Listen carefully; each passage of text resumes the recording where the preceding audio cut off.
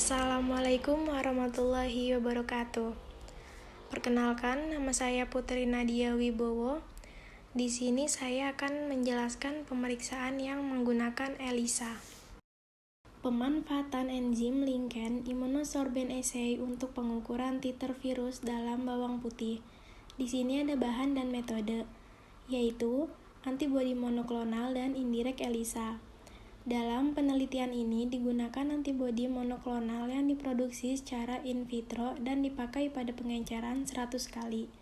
Uji ELISA dilakukan dengan non-precoat indirect ELISA pada polycityrene microtiter plate. Antigen yang diuji ada 10 sampel dari 5 varian bawang putih, yaitu ada lumbu putih, lumbu hijau, tawang mangu baru, lokal Magelang, dan lokal Temanggu, yang kemudian ditanam pada polybag yang telah diisi tanah yang diperkaya dengan pupuk kandang. Selanjutnya ada cara kerja. Tananian indikator untuk membandingkan kinerja non-precoat indirect ELISA, maka dilakukan pengujian secara hayati dengan 1.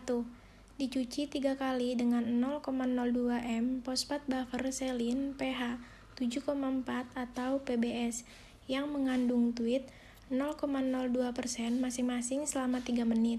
Kedua, pada garis besarnya pengujian dilakukan dengan menginkubasi plate berturut-turut dengan cara A.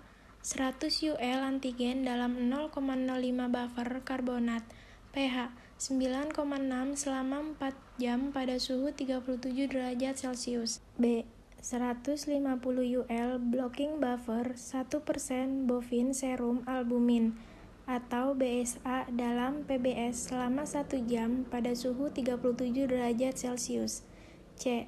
100 UL antibodi selama 18 jam pada suhu 4-6 derajat Celcius. D. 100 UL konjugat anti-mouse alkali fosfat yang diencerkan 100 kali dengan PBS selama 18 jam pada suhu 37 derajat Celcius. Terakhir ada E. 150 substrat 1 mg per ml P. Nitropenil fosfat dalam 10% dietanol emin pH 9,8 selama 1 jam pada suhu ruangan yang tidak terkena cahaya matahari. Ketiga, nilai absorban ELISA diukur pada panjang gelombang 405 nanometer menggunakan ELISA reader.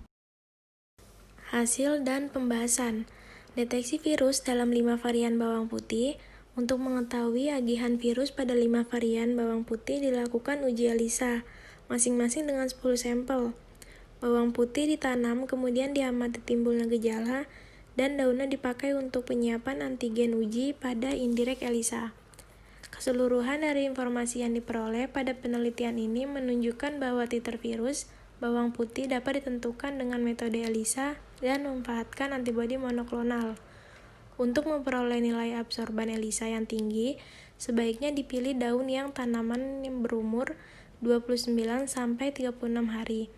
Titer virus cenderung meningkat apabila tanaman dipupuk dengan nitrogen dan ditanam pada suhu yang relatif tinggi. Hasil ini diharapkan mampu mendukung upaya pengendalian penyakit virus pada bawang putih dengan peningkatan kualitas monitoringnya. Analisis perkembangan titer antibodi hasil vaksinasi infection bronkitis pada ayam petelur strain Hisec Brown.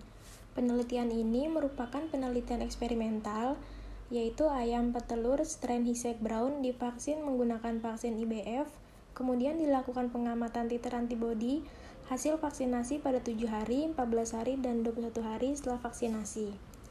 Variabel dalam penelitian ini yaitu variabel bebas berupa interval pengambilan sampel darah dari ayam yang telah divaksin IBF dan variabel terikat berupa titer antibodi ayam terhadap vaksin IBF.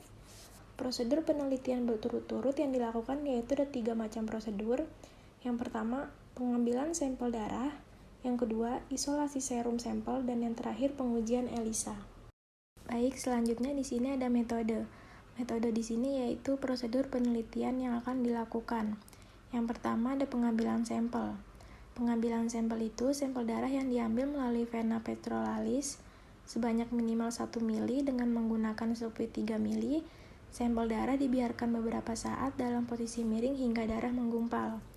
Yang kedua, isolasi serum sampel. Sampel darah yang telah diambil diletakkan pada suhu kamar selama kurang lebih 1-2 jam. Setelah itu diletakkan pada suhu 4 derajat Celcius selama 18-24 jam. Sampel yang belum keluar serumnya disentrifuge dengan kecepatan 2500 rpm selama 10 menit. Kemudian serum dipisahkan dari bagian darah yang menggumpal, serum ditampung pada tub steril, dan sampel diinaktivasi dalam penangas air suhu 56 derajat Celcius selama 30 menit. Kemudian serum disimpan pada suhu minus 20 derajat Celcius. Selanjutnya yang terakhir, pengujian ELISA. Pengujian ELISA itu ada 2 tahap. Tahapan pertama adalah persiapan serum sampel, yaitu serum sampel dimasukkan ke dalam pelarutan phosphate buffer solution atau PBS dengan perbandingan 1:500 ke dalam tub 1,5 mili dan inkubasi selama 30 menit pada suhu kamar. Sampel ditambahkan larutan diluen sebanyak 500 UL, kemudian dipepiting agar homogen.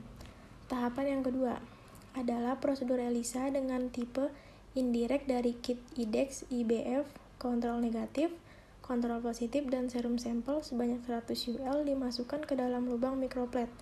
Masing-masing kontrol dibuat duplo. Kontrol dan serum diinkubasi selama 30 menit pada suhu kamar. Mikroplet dicuci dengan Aquades. Conjugate sebanyak 100 UL dimasukkan ke dalam lubang kontrol negatif, kontrol positif, dan sampel pada mikroplet dan inkubasi selama 30 menit pada suhu kamar. Mikroplet dicuci kembali dengan Aquades. Substrat tetratmetilbenzin atau TMB sebanyak 100 UL dimasukkan ke dalam lubang kontrol negatif, kontrol positif, dan sampel pada mikroplet dan inkubasi selama 15 menit pada suhu kamar. Stop solution sebanyak 100 UL dimasukkan ke dalam lubang kontrol negatif dan kontrol positif dan sampel pada mikroplet. Sampel diukur dengan ELISA, reader dengan filter 650 nanomikron, dan hasil dikalkulasi dengan S/M ratio. Baik, selanjutnya di sini ada perhitungan sampel volume relate to positive volume S/P dihitung dengan formula sebagai berikut. Ini juga ada perhitungan titer. Hasil diinvestasi dengan S/P ratio kurang dari 0,25 adalah negatif dan S/P ratio sama atau lebih dari 0,25 adalah positif. Dan di sini ada tabel interpretasi hasil dari uji ELISA. Bisa dilihat di tabelnya. Sekian penjelasan yang saya sampaikan. Kurang lebihnya mohon maaf dan terima kasih yang sudah mendengarkan. Wassalamualaikum warahmatullahi wabarakatuh.